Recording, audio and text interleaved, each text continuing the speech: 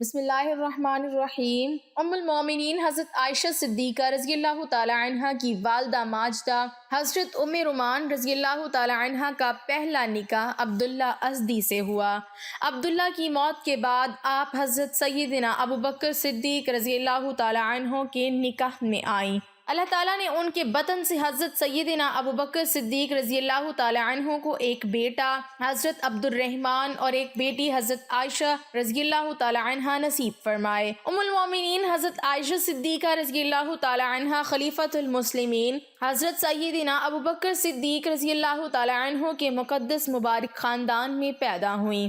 جب نبی کریم صلی اللہ علیہ وسلم حضرت سیدنا ابوبکر صدیق رضی اللہ تعالی عنہ کے گھر میں بنی ہوئی مسجد میں تشریف لاتے اور قرآن پاک کی تلاوت فرماتے تو ام المومنین حضرت عائشہ صدیقہ رضی اللہ تعالی عنہا ایسے وقت میں موجود رہتی اور فیض اٹھاتی۔ ہر چند کے بچپن کا زمانہ ہی ہوتا ہے، لیکن اللہ رب العزت نے جن مقدس بندوں کو نوازنا، بلند مقامات پر پہنچانا ہوتا ہے، وہ ابتدا ہی سے انہیں بے پناہ صلاحیتوں اور خوبیوں سے مالا مال فرما دیتا ہے۔ ایک واقعہ حضرت امام ولی الدین محمد بن عبداللہ الخطیب رحمۃ اللہ علیہ مشکات الشریف میں نقل فرماتے ہیں کہ حضرت عائشہ صدیقہ رضی اللہ تعالی عنہا گڑیوں سے کھیل رہی تھی۔ ان گڑیوں میں ایک گھوڑا بھی تھا جس کے دائیں بائیں دو پر لگے ہوئے تھے۔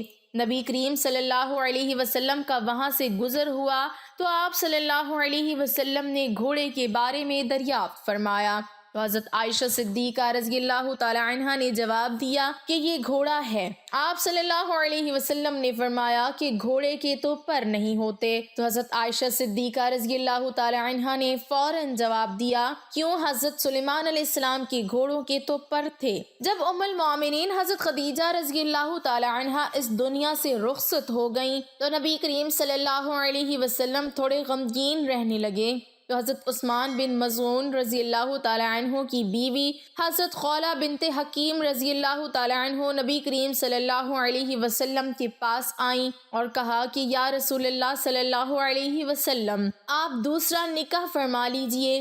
آپ صلی اللہ علیہ وسلم نے فرمایا، کس سے کروں؟ حضرت خولہ رضی اللہ تعالی عنہ نے عرض کیا، آپ چاہیں تو بیوہ سے یا کنواری لڑکی سے نکاح کر لیں۔ آپ صلی اللہ علیہ وسلم نے فرمایا، کون کنواری ہے اور کون بیوہ ہے؟ حضرت خولہ رضی اللہ تعالی عنہ نے عرض کیا، بیوہ تو سودا بنت زمع ہے اور کنواری تو اس آدمی کی بیٹی ہے جو ساری کائنات میں آپ کو بہت عزیز ہے، یعنی عائشہ بنت ابوبکر۔ نبی کریم صلی اللہ علیہ وسلم نے فرمایا کہ بہتر ہے کہ تم عائشہ کے بارے میں بات چیت کرو۔ حضرت خولہ رضی اللہ تعالی عنہ فرماتی ہیں کہ میں اس کے بعد سیدہ ام رومان رضی اللہ تعالی عنہ کے پاس گئیں اور ان سے کہا کہ تمہارے لیے بہت عظیم خوشخبری ہے جس میں دنیا اور آخرت کی بھلائیاں چھپی ہوئی ہیں۔ انہوں نے کہا کہ وہ کون سی خوشخبری ہے؟ میں نے کہا، نبی کریم صلی اللہ علیہ وسلم عائشہ کا ذکر فرما رہے تھے۔ انہوں نے کوئی جواب دینے کی بجائے کہا، تھوڑا انتظار کرو، ابھی میرے شوہر ابوبکر رضی اللہ تعالی عنہ تشریف لانے ہی والے ہیں۔ حضرت خولہ رضی اللہ تعالی عنہ فرماتی ہیں کہ کچھ ہی دیر بعد حضرت ابوبکر صدیق رضی اللہ تعالی عنہ تشریف لائے تو میں نے ان سے اس بات کا ذکر کیا تو انہوں نے فرمایا کہ کیا یہ ان کے لیے صحیح ہے؟ عائشہ تو ان کی بھتیجی ہے۔ حضرت خولہ رضی اللہ تعالی عنہ نے واپس آ کر نبی کریم صلی اللہ علیہ وسلم سے اس بارے میں پوچھا تو آپ صلی اللہ علیہ وسلم نے فرمایا کہ ابوبکر میرے اسلامی بھائی ہیں اور اسلامی بھائیوں کے ہاں نکاح کرنا جائز ہے۔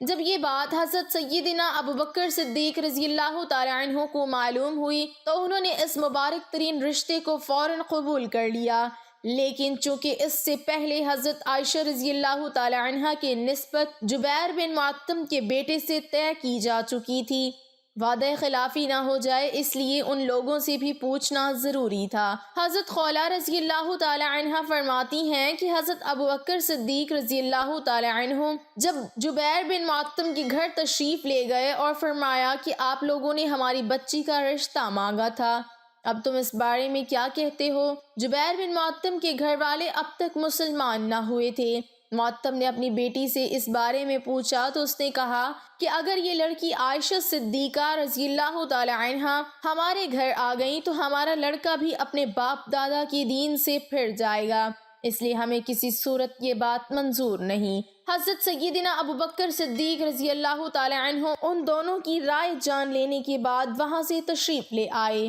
اب انہیں وعدہ خلافی کا کوئی خطرہ نہ تھا، خوشی اور مسرت کی کوئی انتہا نہ تھی۔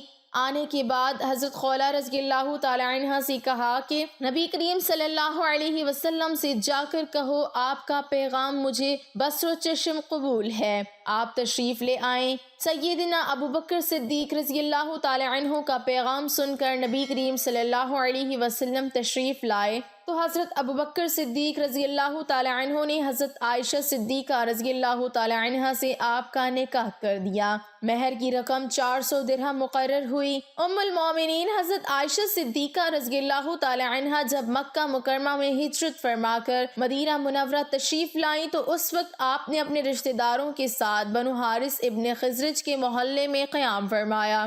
یہاں آپ اپنی والدہ کے ساتھ 7 یا 8 مہینے تک مقیم رہیں۔ اس وقت مدینہ منورہ کی آب و ہوا بڑی سخت تھی، جس کی وجہ سے مدینہ منورہ ہجرت کر کے آنے والے اکثر حضرات بیمار ہونے لگے۔ خود حضرت ابو بکر صدیق رضی اللہ تعالی عنہ اور ان کی صاحبزادی حضرت عائشہ صدیقہ رضی اللہ تعالی عنہ بھی بیمار ہو گئیں۔ حضرت عائشہ صدیقہ رضی اللہ تعالی عنہ جب صحت یاب ہوئیں تو حضرت ابو بکر صدیق رضی اللہ تعالی عنہ نبی کریم صلی اللہ علیہ وسلم کی بارگاہ میں حاضر ہوئے اور درخواست کی کہ یا رسول اللہ صلی اللہ علیہ وسلم آپ اپنی بیوی کو اپنے گھر بلوا لیجئے۔ حضرت محمد صلی اللہ علیہ وسلم نے ارشاد فرمایا اس وقت میرے پاس مہر ادا کرنے کے لیے رقم نہیں ہے۔ حضرت ابو بکر صدیق رضی اللہ تعالی عنہ نے عرض کی کہ یا رسول اللہ میری دولت قبول فرما لیجئے۔ چنانچہ نبی کریم صلی اللہ علیہ وسلم نے حضرت ابو بکر صدیق رضی اللہ تعالی عنہ سے قرض لے کر حضرت عائشہ صدیقہ رضی اللہ تعالی عنہ کے پاس بھجوا دیے۔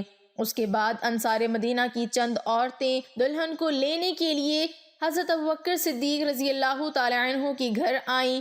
حضرت ام رومان رضی اللہ تعالی عنہ نے حضرت عائشہ صدیقہ رضی اللہ تعالی عنہ کو آواز دی۔ وہ اس وقت اپنی سہیلیوں کے ساتھ جھولا جھولنے میں مصروف تھی۔ حضرت عائشہ صدیقہ رضی اللہ تعالی عنہ کی والدہ حضرت ام رومان رضی اللہ تعالی عنہ نے ان کا منہ دھلایا، سنوارا اور پھر ان کو اس جگہ لے آئی جہاں انصار کی خواتین بیٹھی ہوئی تھیں۔ حضرت عائشہ صدیقہ رضی اللہ تعالی عنہ دلہن بنی ہوئی وہاں پہنچی تو مہمانوں نے کہا تمہارا آنا خیر و برکت ہے اور اقبال ہے۔ یہ صدا لگا کر دلہن کا شاندار طریقے سے استقبال کیا۔ تھوڑی دیر بعد نبی کریم صلی اللہ علیہ وسلم بھی تشریف فرما ہوئے۔ حضرت اسماء بنت یزید رضی اللہ تعالی عنہ جو کہ حضرت عائشہ صدیقہ رضی اللہ تعالی عنہ کی سہیلی تھیں بیان کرتی ہیں کہ اس وقت حضرت عائشہ صدیقہ رضی اللہ تعالی عنہ کے گھر والوں نے نبی کریم صلی اللہ علیہ وسلم جیسے معزز ترین مہمان کی خاطر مدارت کے لیے ایک پیالہ دودھ پیش کیا تھا۔ آپ صلی اللہ علیہ وسلم نے اسے خوش دلی کے ساتھ قبول فرما لیا اور اس میں سے تھوڑا سا دودھ پی کر اسے حضرت عائشہ صدیقہ رضی اللہ تعالی عنہ کی طرف بڑھایا۔ چنانچہ انہوں نے حیا کرتے ہوئے پیالہ لے لیا، اس سے تھوڑا سا دودھ پی لیا۔ اس طرح شوال کے مہینے میں حضرت عائشہ صدیقہ رضی اللہ تعالی عنہ نبی کریم صلی اللہ علیہ وسلم کے مقدس کاشانے میں بڑی سادگی سے رخصت ہو کر آ گئیں۔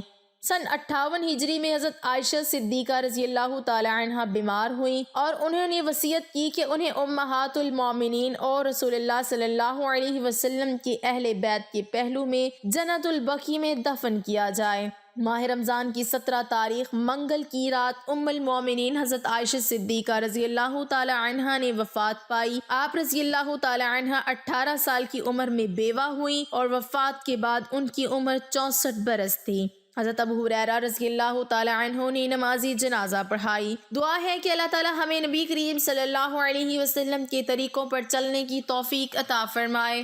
آمین ثم آمین۔